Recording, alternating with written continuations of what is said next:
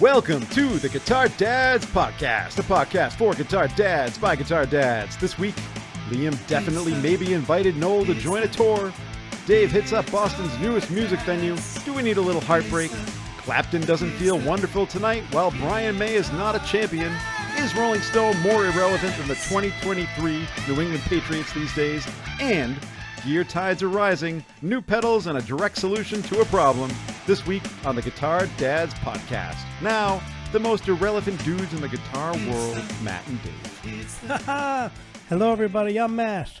And I'm Dave, and welcome to the show, everybody. Welcome, welcome, and welcome. Welcome back, everybody. Thank you for listening. Yes. Thank you, guys. And, we're going to get all the housekeeping out of the way real quick like we do at the beginning of every show. So thank you if you're listening for the first time. We hope you enjoy it and you come back. And if you are listening, a loyal listener, thank you guys for tuning in each week. You can, of course, go find us on socials at Guitar Dads Podcast over on Instagram and Facebook. Come join the group on Facebook. Have some fun.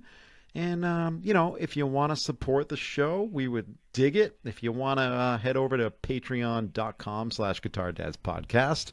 And we have a multitude of tiers for your donating pleasure. If you so choose, we would appreciate it. And thank you very much. We couldn't do this without our lovely patrons who have been donating and contributing to keeping the show alive. Yes, so thank you.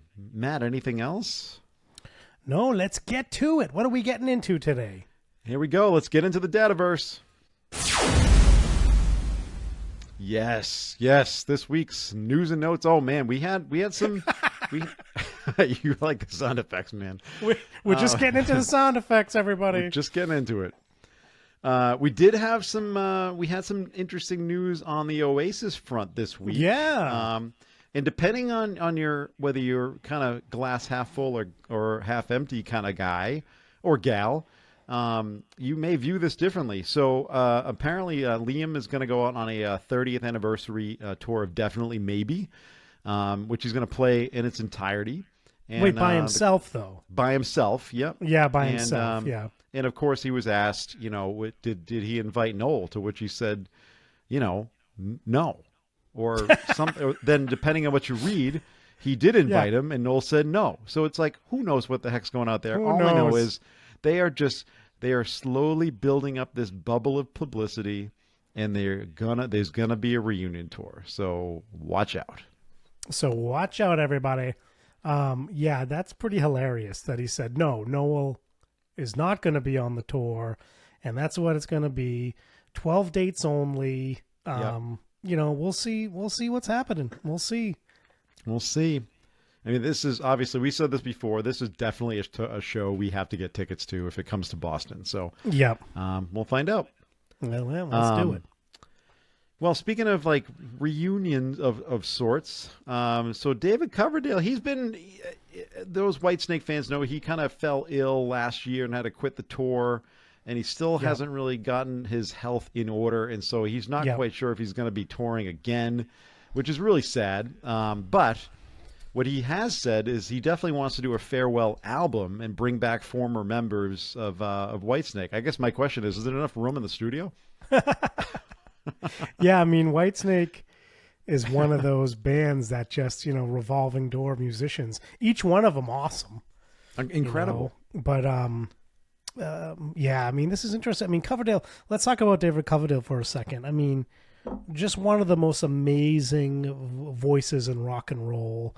Had a lot of success with Whitesnake, even did, because he sounded so much like Robert Plant, even did an album with Jimmy Page, Coverdale Page, which, by the way, is an awesome album if you haven't listened to it. It's got great vibes. I think it's kick-ass. So, I don't know. He's just like such a powerful singer in his voice. He's kind of unbelievable. I mean, you could argue he's pretty even though he's got that Robert Plant kind of like howl and screech to his voice, you could argue that has a little more power behind his voice than Robert Plant ever did. I think you're right. I think you're Like, absolutely probably right. a bigger range. That doesn't make that. I'm not saying like he's better than Robert Plant, but I'm saying like he took that and kind of did his own thing. But I just think he's incredible. He's one of those kind of untouchable guys. Like nobody can really sing like him. You Nope. know. No, and, It's kind and of actually, to me, in rock, kind of one of those like obviously instantly recognizable voices and very unique. His vocal styling's very unique, I think. But Oh yeah, no, I agree. That's what I mean. Like, even though, like, he gets compared to Robert Plant a lot, he's got like I think he has like I said, like this kind of deeper, kind of more power. Almost like a more kind of guttural thing than Plant has. But they're both awesome in their own ways. But yeah. So this is interesting. Yeah, it'd be cool to hear more from Coverdale. He's pretty active on the Instagram. If you follow him on the gram, he's pretty active on that, and he's cool. Yeah, he just seems like a cool guy. He is. He's funny. He just seems like a cool dude. He did a tour not that long ago, Dave. The one that he had to cancel. But even before then, he did a tour, and like he definitely doesn't have like the super range he used to have. But he still sounded back then. He sounded damn good to me. So yeah, he still has it. I mean, is he in his mid-70s now? Still, I don't know. Right? Google him up. I have no close. idea. Yeah, I think he's. I don't know how old exactly. I want to say he's like 74, 75. He's around like the same age as Steven Tyler. In that is he age that old? range. He's 72. I think so. Yeah, 72. he's 72. Oh, he's young. Oh, he's a little up. bit younger. All right. Because Robert Well, I was Plant is wrong, what? as always. 75. So there you go. Yes, and so Steven Jeez. Tyler. So Yeah, wow. So there you go. it's crazy Amazing. that he can still. So it would be very cool to hear a reunion album or a farewell album, whatever you want to call it. But I think people want. I think the White Snake fans want to hear one last hurrah, and that was supposed to be the tour, and they got cut short, unfortunately, because of his health. But this would be one way to kind of close the loop and finish it out. You think they'll do a tour in the still of the night? Oh man. Well, that's a perfect segue because as we kind of meander out of our news and notes out of the Dadaverse and into our dad joke segment of the week. Yes, that's right. It's the dad joke of the week. Oh man. Off the rails. So Matt, my wife asked me to put ketchup on the grocery list. Yeah, now she can't read anything. Just why would she ask you to do this? Like, makes a mess. Makes a complete mess. Anyway, that was this week's dad joke segment. That was it. Goodbye. Join us next time. You can have that old timey voice.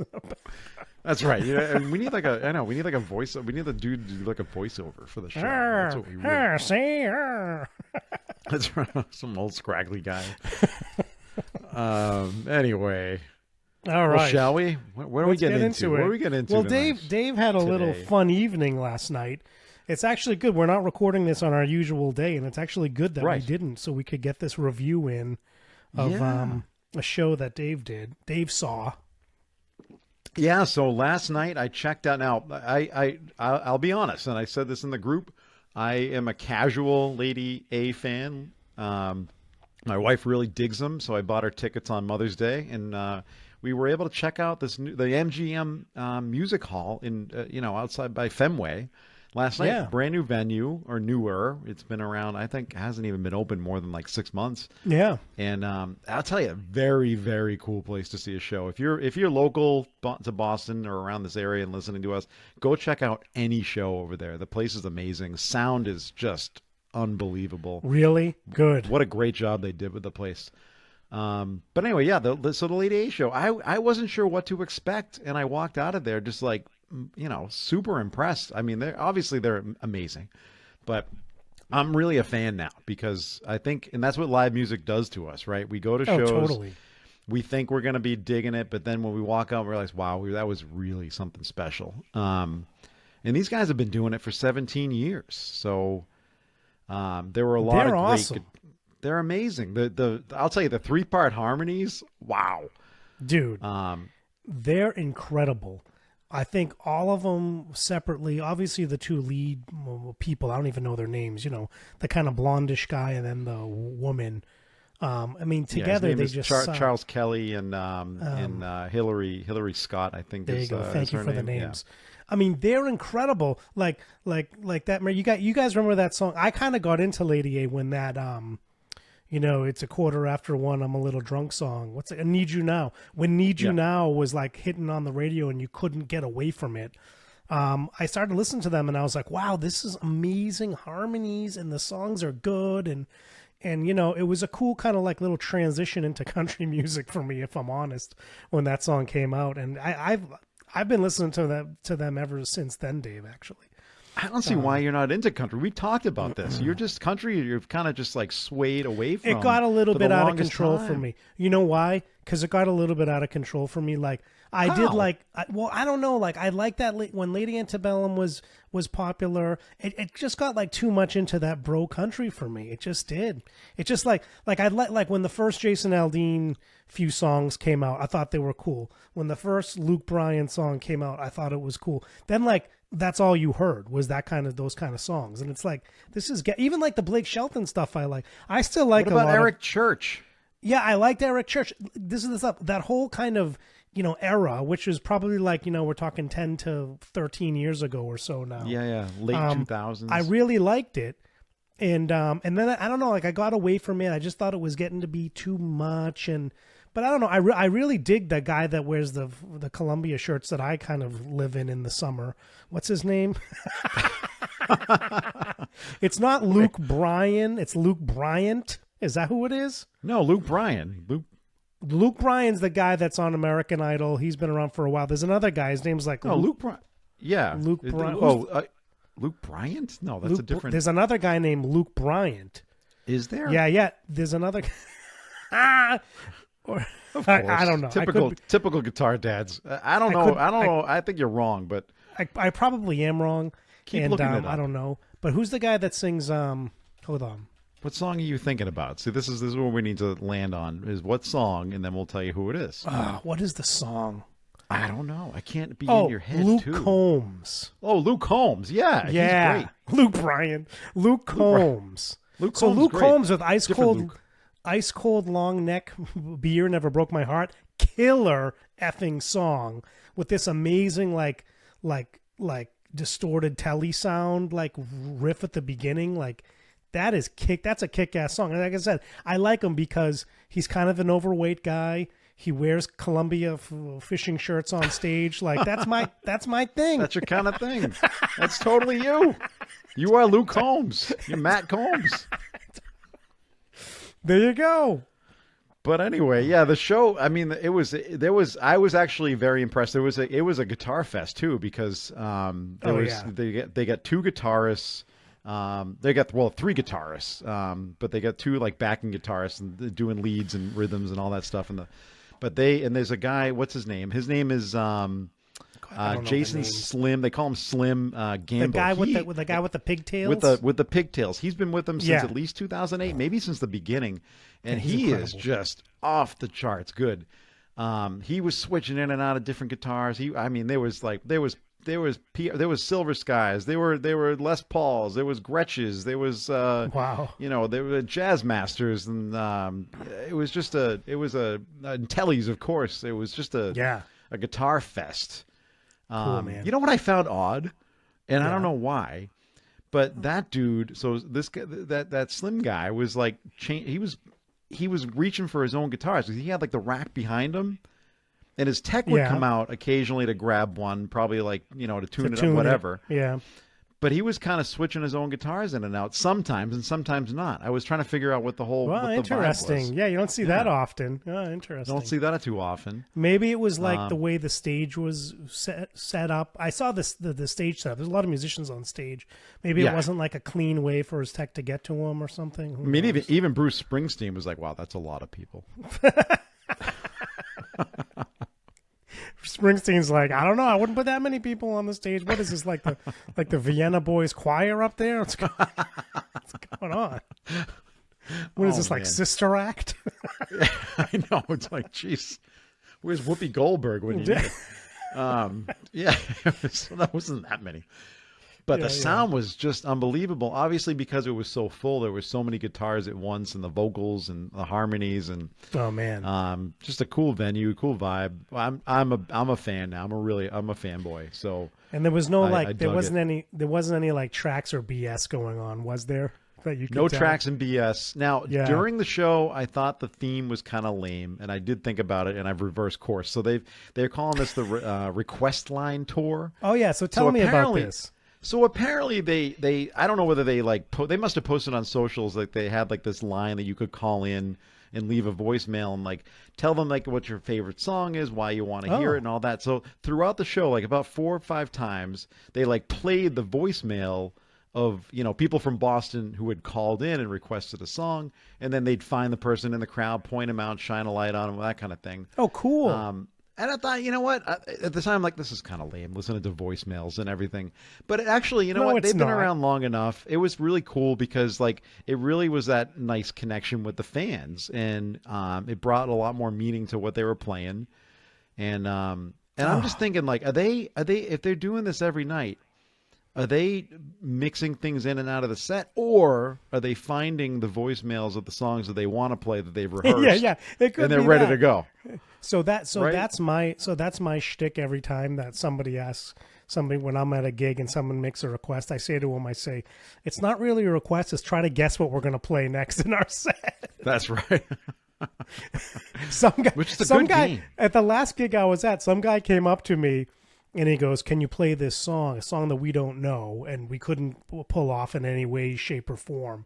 And I was like, "Man, we don't know it. I'm sorry." He pulls out his wallet. He has like a bunch of hundreds in there, and I was like, "Dude," and I was like, "No, I can't take any money because Well, yes, you we don't can. know the song." I was like, "We don't know the song, right?" And he was like, "Okay, no problem." And I was like, you know, maybe we can learn it next time we come back. We'll play it for you. It was so funny, like, you know. But you know. Well, you yeah, should have that's taken how it goes. as an advance and gone to learn the song and then come Yeah, back. exactly. You I know? should have. But that, you know, that's. Give me that $500. I think it's a great way to kind of. I mean, because they're a big, massive act. For them to do that and kind of call out the audience like that, that's really cool. I think. It was cool. It was a great night. Cool, man. But yeah, so there you go. So a surprise moment on the podcast because we were planning on recording a few days ago, and there you go. So now you get to That's hear right. about that. That's right. What do you guys think about Lady A? Tell us, comment, let us know. Come and Lady join the A. Facebook group and talk about them. Oh man, they're You can just see some killing it. videos there. They're You know what I killer. like about Lady A as a singer? You know, especially with country music, it tends to happen that, you know, harmonies end up being in the same intervals. And I'm not a music theory nut, but let's just say it's a third or a fifth, your kind of common harmonies that you hear that you used to hearing like on choruses in country songs, or like, you know, that they get like smattered in sometimes on certain phrases. It's like almost like this cliche harmony sound that you get on country songs. They don't do that. And that's what's so cool about them is they're doing these harmonies that are not normal harmonies you're used to hearing. Yeah, they might have a couple of songs where they go into a chorus and it's that sound, which is a great sound, by the way. Don't get me wrong, but like whoever, like I think it's just the way that they interact and the way that, you know, the guy can find the harmonies when he's not singing like the lead part, and then the woman Hillary comes in when she's not singing the lead part, and they're doing like these amazing harmonies that are not like what I would consider standard harmonies. And to me, that's what makes them so cool. So anyway, you know, along the killer lines of sound. along the lines of the great vocal bands out there, like the Mamas and the Papas, or like Crosby, Stills, Nash and Young. Or, Oh yeah. you know, it's that kind of thing to me. That's what I hear from them. So it's really cool. Anyway.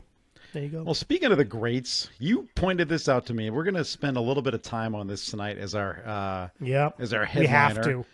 We have to. We just need to We're kind of get obligated. into this. We are obligated to bash, and sorry if you like them. We're obligated to bash Rolling Stone with their stupidity in this list of the greatest 250 guitarists of all time. Matt, you sent this to me. Why don't you kick this off? Yeah, so for the first time in a while, and I don't, you know, whatever. I've been kind of out of it this week, so I don't have all the research. But Rolling Stone hasn't put out a list of the greatest guitarists of all time in a long time, and they put out the list of the 250 greatest guitarists of all time. And let's just say it's an interesting one. When you put Andy Summers at 250, I'm sorry, you lose all legitimacy. You lose all credibility. Yeah, Andy on this Summers list. is 250. Billy Gibbons is at 102. Mark Knopfler is at I can't say it, is at 96. Wes Montgomery at 82. I mean, this is great. There are some cool things here. They didn't forget Sister Rosetta Tharpe, who, you know, obviously is a pioneer that really was forgotten, I think, until recently. So they got her on the list. I don't know where she is on the list exactly, but she's on the list. They have some more But what modern criteria? people. Well, What we was can the get into criteria? let's get into the criteria in a second. I'm just giving an overview. Some other cool things of people that showed up on the list. One of our personal favorites, Christo and Kingfish Ingram. Yes, 200 is number 200. So that's awesome to see him on the list. And then Tosin Abasi's on at 99. But So like when you put Tosin ranked higher than Abasi, Billy Gibbons. yeah. When this is where you This have is the why I arguments. ask about criteria. So right? this is where you have the Yeah. arguments, right? So what do you, I mean? What's your take, Dave? I don't know. I mean, it depends on the criteria, because if you're talking about like skill and, you know, technical, technical ability and that kind of thing, then maybe you have an argument to put, like, you know, Billy Gibbons so far up on this list and Tosin Abasi, you know, in front of him. But if you talk about like influence on the music world, I don't know. I mean, I think you gotta put Billy Gibbons way up there. So it really depends on how you look at the list. Yeah. So this is a quote from the Rolling Stone, right? Yes. Yep. In making the list, we tended to value heaviness over tastiness. What the hell does that mean? What the fuck? Sorry, bleep that one out. Bleep. Wait, seriously, what the hell does that mean? Heaviness over know. tastiness? So to It's me, like what do you think that means? Feel over polish, invention over refinement. So this is where I start arguing with the list, because if you're going to say invention over refinement and you're going to put Billy Gibbons at 102, Feel I'm over not saying Billy Gibbons is the end all be all, but if we're going to say that Billy Gibbons is at 102 and Tosin Abasi is at 99, then you're saying that those two, in terms of invention, are kind of right up there around the same, echelon in that list. I don't know. So feel over polish, I'll say. So heaviness over tastiness, that doesn't mean anything to me. What does that mean to you? That just seems like ridiculousness to me. I don't even know what that means. Risk takers and originators more than technicians. Okay. Well, so this is what I mean. So the rest of it I actually get. Feel over polish makes sense. Yep. Invention over refinement makes sense. Risk takers and originators more than technicians totally makes sense. So those three things make sense, but I don't think they've followed those criteria either. So there's that. I don't either. And then it says, we also tended to give an edge to artists who channeled whatever gifts God gave them into great songs and game-changing albums, not just impressive playing. Yes, totally agree with that. You and I have said that many times that, that's why, like, even though we totally respect people like Satriani and Vai and other instrumental guitarists, such as, he's not a full instrumental guitarist, but, they do amazing stuff. Somebody like Paul Gilbert, right? He was in non-instrumental bands, but he does instrumental stuff as well. We love those guys. We love what they've done. I do think they've done a lot of inventive stuff, but you just don't connect with them as much because it isn't the songs and the albums, right, that we connect with, right? Herein lies the issue I have, because if you look at the top 20... Yeah, let's look at the top 20. They're making an embarrassment of their own list here, because they're talking about the criteria which we just listed out, and then I'm going to give you 11 through 8, and this is a very odd little set of this list. Number 11, Carlos Santana. 10, Dwayne Allman. Here's where I got a little bit of a concern. 9, Joni Mitchell, and then B.B. King. What? Okay. Oh, so. And then if you scroll up a little bit on this list and you get into the top 4, you're going to put Eddie Van Halen at number 4 behind Jimmy Page. They're both I mean, iconic guitarists. They're in my top 5. Wait, you would put Eddie but I'm before sorry. Jimmy? So, okay, so Dave, I don't have. I'm so going to much put Eddie of a- before Jimmy based on this list. Based on this criteria, you have to put Eddie before Jimmy. I'm sorry, you do. I don't know about that Okay, why? because I think what And Jimmy, then I'll tell you why you're wrong. because I think what Jimmy did to the blues. I think Jimmy taking the blues, making it faster, making it louder. You could argue Chuck Berry did that, who's ranked right ahead of him. And same with Jimi Hendrix. They did that. Jimmy did it in a different way, and I would argue a different inventive way. And you have to give Jimmy Page the credit for doing what he did for rock and roll. There wasn't anybody doing of course what he, I do. But there wasn't anybody doing what he did in the studio, how they No. were bringing it live. There wasn't anybody doing that before Zeppelin, right? But they're Eddie the ones Van that- Halen literally created things that didn't exist before that people do to this day. Yeah, but is there a? I like how they did this. Like, is there necessarily an Eddie without a Jimmy Page? I don't know. You could make that argument, right? Okay. I actually All don't right. have a huge. I don't have a huge problem with this top 5. So let's just list it off for the listeners in case you haven't read it. So number 1, Jimi Hendrix. Number 2, Well, hold on. Chuck Go Berry. 5-1. Number 3, Jimmy Page. I already did it, Dave. Number 4, Yep, too late. Eddie Van Halen. Number 5, Jeff Beck. Number 6, Sister Rosetta Tharpe. Number 7, Nile Rodgers. That's another interesting one. That's another 8, interesting B.B. call. King. 9, Joni Mitchell. Like that's let's just say that's ridiculous. 10, Dwayne Allman. Does she belong on the list of 250? Sure, but not Joni anywhere Mitchell? near the top. What the hell did she do? Like finger picking acoustic guitar? What am I missing? I don't think you're missing anything. And then, of course, there's another interesting like flip flop at 13 and 14 because you're going to put Prince at 14 and Tony Iommi at 13. Okay, Riffmaster Tony Invented heavy obviously, metal. Basically. Invented heavy metal. Yeah. But then Prince, he had range, man. He could do everything and anything on the guitar. So I don't know. I would maybe flip flop the two of them. What about Carlos And then you're gonna Santana at put- 11? Like what? At 11? I guess I get like his innovative thing was he kind of, he meshed these, Latin rhythms with guitar-based Yes. kind of bluesy music. So we give it to him. But in terms of like his overall influence and stuff on music, like yeah, Again, they're not sticking with the criteria. wouldn't put 'em at They're 11, not sticking with their yeah. own. yeah. They're not sticking with their own criteria here. Typical Rolling Stone. And another one at 19 and 20. You're going to put Freddie King ahead of Stevie Ray Vaughan? Well- based on this criteria. Based on this criteria. Based on this criteria, you would put. I would say you need the other King up here too on the top 20 if that's how Yes. you're going to roll, right? I mean, they Yep. left him out. So yeah. So I don't know. It's too bad. I don't know. But Stevie Ray Vaughan I at got a 20. At big least he's in issue the with top this list. 20. At least he's in the top. At 20. least he's in the top 20. But what do you You think? could so- argue that some of these, I don't know. But if you look at some of the they got Yvette Young in here. What is she at? Yvette Young, who's a cool guitar player. She's at 155. Yeah, she's great, but it's like, 155, like, and then Kingfish is at 200. I mean, I get it. This is our taste, and we're more into blues than Andy Yvette Summers Young type at music. 250? Andy freaking Summers at 250? Okay, fine. If you're not a Police fan, I get it. I don't know how you can't be, but fine. I'll take that argument. But you Mark can't Knopfler at deny 96 too. Like that's ridiculous. you can't deny what these guys are putting down. I'm sorry. Andy Summers at 250 is an embarrassment to this list. Yeah, no, I think that's true. I'm just scrolling through here.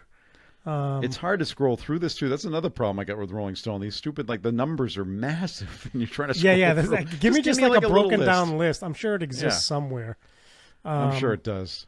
Keith sure it Urban at exists. 241. Keith I'm just Urban gonna at point out some other. 241. Keith Urban is awesome. Does he belong though. on the list? I think Hopefully, he belongs on the list. Is, I do. Is Paisley above him? I hope so. I believe he is. Actually, I don't even know where he is. Where's but if you Bonamassa scroll on through this list? Yeah, Joe didn't make the list. Is he not on the list Did he? at all? I don't know. I didn't go through all 250. I'll be honest with you because it's a pain in the butt to scroll through this thing. But tell us what you guys think. Go over to Facebook at Guitar Dads Podcast, and we will post a link to this list, and then I'm sure a massive discussion will ensue. But yeah, I don't know. I mean, some of these guys I don't even know. Yeah, no, I agree. Who are so? Yeah. Who the heck is who? And maybe I'm an embarrassment to the guitar world for not knowing who the hell Marv Tarplin is. Who the heck is he? Somebody did that. Somebody has done it on Reddit, of course. Okay, the list. So I can like scroll through a short the, version I of the can list. scroll through the list. Oh, they only wait. So let's break it up. Let's break it up. They only put some. Oh, geez, no, they didn't do that. They didn't do it. Now, you put Lizzie Hale at 218. I find that interesting as well. We are huge Hailstorm and Lizzie Hale fans. Would you put her on this list? Who? Lizzie Hale at 218. Oh, sorry, I'm still scrolling for the full list. I'm not quite sure. Yeah, I would put Lizzie Hale on the list because she's a she belongs innovator in the for 250, female hard rock. But around 218? I mean, I just think her being on the list is good. In my opinion, Yes. like that's what I'll give her. Yeah, there's no way to like quickly search this list. Jeez. I'm scrolling through as fast as I can, man. And every time I see a name that doesn't belong here in the wrong spot, it really jumps out. It's actually kind of a fun exercise, guys. If you want to go through this list and scroll through it, like sometimes there's just some eye-popping, like, what? Eric Johnson at 205. He's in the 200s? Okay. Come on, Rolling Stone. You lose all credibility here. This is an embarrassment. You don't even follow your own criteria. Typical Rolling Stone. Now, I only read Rolling Stone because I try to bring you, the listener, like up-to-date music information, and we scour the internet each and every week so we can bring you the news that we think matters to us and matters to you. But otherwise, I would never go on to Rolling Stone ever anymore. I just think they've changed. And I'm talking music. I'm talking how they view music and how they rank things and how they write about music. I'm not talking all the other stuff. But yeah, the list it's odd. Anyway. I can't find if Joe's on it or not. I didn't read through the all 250 because it takes forever to do so. So in the next segment, we're going to read through the entire 250. So sit back, relax, and grab yourself some bourbon. Anyway, I don't know. And where's and here's another thing, though. So Clapton's kind of a controversial guy.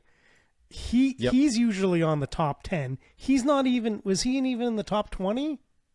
He makes my top 5. I don't know why he's not in the top 10 on this. He's list. not even in the top 20. I don't even think he's in the top 50. I think he made it in the 80s. I want to say. So that's a little ridiculous that Clapton wrong. Is so far down the list. If we're honest here. No credibility. Rolling Stone sucks. This is an embarrassment. Done. Let's move on. Dave's done with this. Let's move on to gear. You want to be done with this? This is it frustrates me. This is why we don't do lists on this show, because of stuff like this. Is Ed Sheeran on the list? I don't know. No, he's on a smaller list. Where's Ed Sheeran? What else? He's on the top 120. He's on the top 125 list. Oh, he is? Anyway. Oh, okay. If you don't get that joke, we'll move on. Are we killing this now? We done? I don't know. What do you think? You want to end it? I just want to scroll for a couple more minutes. We can do more scrolling when we get into the Patreon, because it's not the most exciting thing to listening to me scrolling. Or my scrolling. Hers on the list at 233. Her is on the list. She's great. Belongs. So she belongs on the there. list. They got some cool like old school people on here. They definitely get some cool people on. Some people I've never heard of. They got some old blues guys that belong on the list. So let's see. God. Jeez. I don't know. Yeah, Lizzie at 218, we already talked about that. Steve Hackett, which is cool. But these are things like these guys, you know. What a hack. Yeah, what a hack. He's Steve Hackett from Genesis. Yeah, I mean, I guess so. Like, yeah, you know. Oh, Jose Feliciano? That's amazing. I didn't. He made the list. He's for his Feliz Navidad fame. Okay, all right. Oh, I know he's done other things. He's done other things. He Gary does Clark, other things. Gary Clark Jr. Gary Clark Jr. 209 in the 200s, though. Not bad. Not bad at all. Eric Johnson at 205. Can you imagine putting Eric Johnson at 205? You know, I mean, we got to admit though, like it's an embarrassment. Yeah, but you got to admit, like, we're looking at this lens of people who are really into classic rock and harder rock. Then okay, fine. Then you just proved my point. Yeah, but you know, they're trying to be as inclusive as possible, which I think is great. But I also agree, like, it's not really. It's tough, the rankings. I'm tough. not denying Tough. people that are on the list. I'm denying. What I have a problem with is the where they're placing people, and in some cases, just like it's blasphemous where they're putting some of these players. Yeah, no, I think that's true. I mean, for as far as I'm concerned, I think that's true. They got Nuno on there at 197. Nuno Betancourt. Yep. That's cool. James Taylor's how do you put James Taylor at 196, but Joni Mitchell at like number, what was she, 11 or 9? Come on, 9, 8 or 9 or something like that. That's ridiculous. Nuno, I'm sorry, Nuno belongs in the top 50. There, I said it. Done. He's. I mean, he is always underrated on these lists, just consistently, and he belongs in the top 50 on any list. They do have Lita Ford ahead of Lizzie Hale, which I think is appropriate in terms of women in rock. Appropriate to be ahead of Lizzie Hale. Yeah, sure. That's cool. Jerry Cantrell, they got a 189. That's cool that he's on the list. Steve Lukather at 186. Yeah, I mean, another way out of the ballpark kind of ranking, but okay, fine. Roy Buchanan, your Rolling Stone. If you're into tallies, 183. Yeah, I mean, it's interesting. It's interesting. Mike Campbell, your favorite, Dave, at 180. You probably didn't agree with that. You put him higher as well, right? You know what? I don't know if I put him much higher. I don't know if he belongs to me. I don't know if he totally belongs in the top 100. But yeah, I mean, I also think he's a very underrated guitarist. But I don't know about if you're gonna list out, if you look at this list of 250, I don't think he, in my opinion, belongs in the top 100 given this list. So this is another thing that's interesting. Paul McCartney at 173. What do you think of that? I mean, if you're talking influence, if you're talking, you know, what was it, feel over polish? If you're talking like, screw Rolling Stone. Can we just move on a gear? Dave is just so pissed off at this. This bothers me. So I'm not going to say it because there's probably people listening in their car with their kids. I'm not going to say it. John Lennon at 159. I'm sorry, like, this is way too low. Oh. All right, enough. All right, what do you want to talk about? We've beaten this thing to death. Well, are you done? What are you got? Any final wrap up thoughts on that? No, like I said, I think this is, of course, the most subjective thing ever, and no one's ever going to agree on this. You know, if Dave and I were to make our list, it's going to look different from every single one of our listeners' lists or any other magazine's list. So, you know, look, this is an impossible task that the Rolling Stone took on. But I'll tell you what, though, as I'm scrolling... Don't give them credit. I'll give them credit for this. As I'm scrolling through, they really have covered a lot of ground here. And the fact that they've picked up... Well, they have, yeah. And the fact that they've picked up on, one, people that have been forgotten, like Sister Rosetta Tharpe. Two, more up-and-coming people such as Yvette Young and Kingfish. That's cool. You got to give them credit for that. The top 20, even the top 50, highly suspect. Highly suspect. And if in our opinion, if you don't know Sister, if you, I was gonna make a joke about the Great Sister, but I'll say yeah, she played in a great band. You probably haven't heard Nuns and Roses. Anyway. Wait, what was that again, Dave? Let's never mind. What was that? It was the wrong one. It was supposed to be this. There you go. All right, moving on to gear, in which we are going to drag. Getting out of control. This is right off the rails, totally off the rails. Anyway, All right, Dave really wants to talk about gear. No, we want to talk about gear on the Patreon. We're gonna drag the gear out into the Patreon, but let's get started on this really quick because there was the IK Multimedia launched the iRig USB, which I think is a kind of a cool unit because it's that small little unit. It's got a big gain knob on it, but otherwise you can pair it up, bundle it with your Amplitube and Tonex FX modeling software. And so if you're into this kind of like, a direct solution and you want to walk to a gig or go to a gig with this little unit in your laptop and you can program all your presets and it's right there. Whether you want to go into an amp or cab or an amp or front of house, it's an option for you. I wanted to talk about this because we've been talking about direct solutions lately. And we're going to also talk about a new pedal that came out because I am pedal obsessed. Why am I talking third person? Of course you are. I'm always talking third person. Pedal obsessed? Yes, of course I am. You like Bob Dole back when Bob Dole ran for president, remember? He always referred to himself in the third. No. Oh, he always referred to himself in the third. He's like, Bob Dole. He's like, Bob Dole's not going to do that. That's right. Yeah, I was like, he wasn't pedal obsessed. Maybe he was a guitar player. I don't know. Bob Dole's not going to raise taxes. Bob Dole's not going to do that. That's Dave.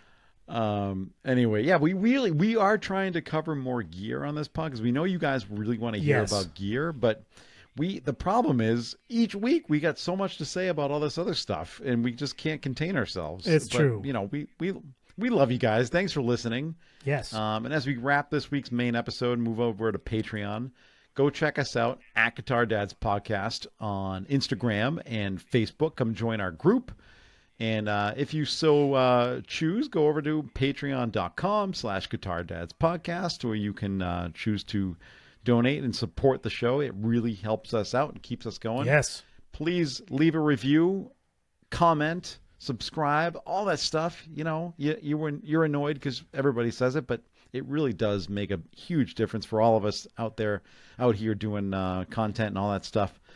So if you like what you're hearing, find ways to support us. If you don't want to get on Patreon, we understand it, we appreciate it, but there are other ways to support the show and help us out. So please go and do those things. We would greatly appreciate it. And enough rambling on my part. Matt, anything else? That's it. All right. Well, I think that was this week's Guitar Dads Podcast. Keep rock alive. We'll catch you on the flip.